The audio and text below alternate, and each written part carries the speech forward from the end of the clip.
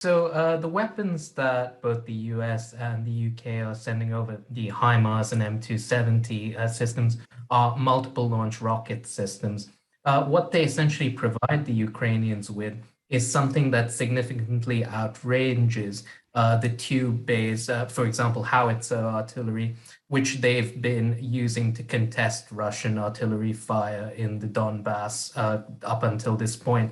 Now, this matters because of two things.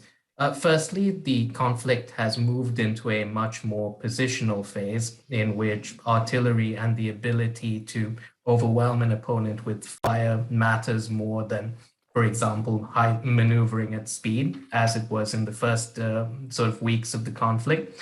And the Russians do currently have both a quantitative advantage over the Ukrainians, but also an advantage in terms of the range of their artillery systems. So this effectively provides the Ukrainians with a chance to contest that Russian advantage more effectively than they have so far.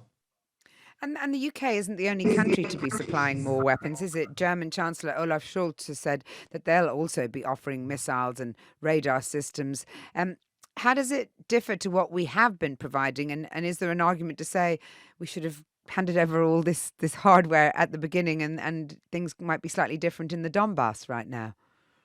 Well, yeah. So in the early days of the conflict, what the support provided to the Ukrainians the material support was very much in the form of things like anti-tank guided missiles, which were quite useful for the sort of conflict that the opening days of the war saw. Remember, the Russians tried to essentially take the country in a sort of rapid blitzkrieg. This involved, fairly large armored formations trying to push towards major urban centers like Kiev and providing the Ukrainians with capabilities, NLAWs, Javelin, and so on, that could slow down and attrit these armored columns and allow other Ukrainian capabilities, artillery, for example, to do a great deal of damage to them, what was very much the right decision. What we've seen, though, in the last weeks, as the Russians have shifted their focus to the Donbass, is that the nature of the conflict has changed. It's no longer a maneuver-centric sort of war.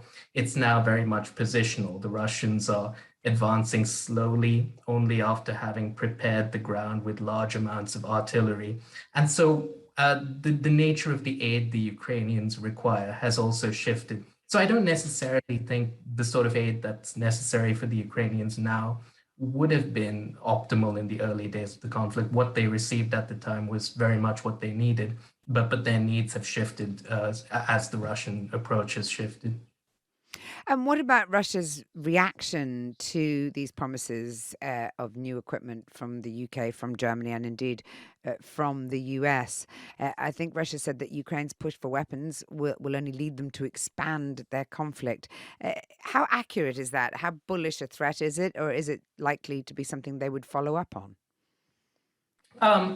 So some of that depends very much on how these weapons are employed. I think there was a great deal of sensitivity shown by both the US and the UK regarding the employment of long-range systems against Russian soil. There was, a discussion of seeking assurances from the Ukrainians that they would be used against Russian forces on Ukrainian soil. And in the case of the US, some of the longest range strike capabilities associated with the HIMARS system, things like their longer range missiles, are not being provided precisely because the US doesn't necessarily wish the Ukrainians to be able to target assets across the border. So I think it is an important threshold within the conflict that it be contained within Ukraine. And should that not occur, should, certain systems enable cross-border attacks by the Ukrainians, you could potentially see an escalation of the conflict. However, given that there do seem to be both, material safeguards and political assurances having been sought that this will not be the case, unless something changes quite substantially, it's unlikely that the provision of these weapons in and of themselves will massively alter the Russian approach to the conflict. Really? Because Russian Foreign Minister Sergei Lavrov called Ukraine's repeated push for these weapons a direct provocation intended to draw the West into the fighting, which suggests that they see these acts of solidarity as provocations. That's true, but then again, that's been true since the very beginning of the war. The Russians have seen the provision of material capability to the Ukrainians as being highly provocative. But, the history of of one nation providing support to an ally or a partner engaged in a conflict with another, think of Soviet support to the North Vietnamese during the Vietnam War or to the North Koreans during the Korean War, suggests that such support doesn't necessarily lead to wider escalation in and of itself. It's also in and of itself. However, that of course is all contingent on how this support is used. If it's used in ways that cross some of the conflict's unspoken thresholds, like I said, in, for example, cross-border attacks on Russian soil, that could change things. For the here and now, however, that appears unlikely, and Russian statements are probably geared both to primarily towards dissuading the West from providing the Ukrainians with support that could make them much more competitive in the artillery duel that we're seeing sort of unfurling in the Donbass. And what about the rhetoric, just finally? Ben Wallace told LBC's Nick Ferrari at breakfast, I don't fear him, speaking of Putin, and I think we should be very grateful in this country that we have a nuclear deterrent.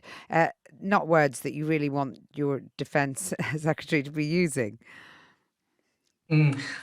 Yeah. So, I mean, given that the Russians have sort of sought to underscore the fact of their own nuclear capability at various junctures during this conflict, it is perhaps useful for reassurance that, you know, the fact that there is a situation of mutual deterrence between the UK and Russia, for example, it's something perhaps worth underscoring as a riposte. However, yes, as a general statement, sort of rhetoric can have an incendiary effect upon a conflict. I'm not sure this necessarily qualifies as incendiary rhetoric. It's arguably a reasonable response to some of the statements that Russian leaders and political figures have made over the weeks. But as a more general statement, it's definitely true. Military expert Dr. Sidharth Kaushal from RUSI, thank you very much for joining me here on Times Radio.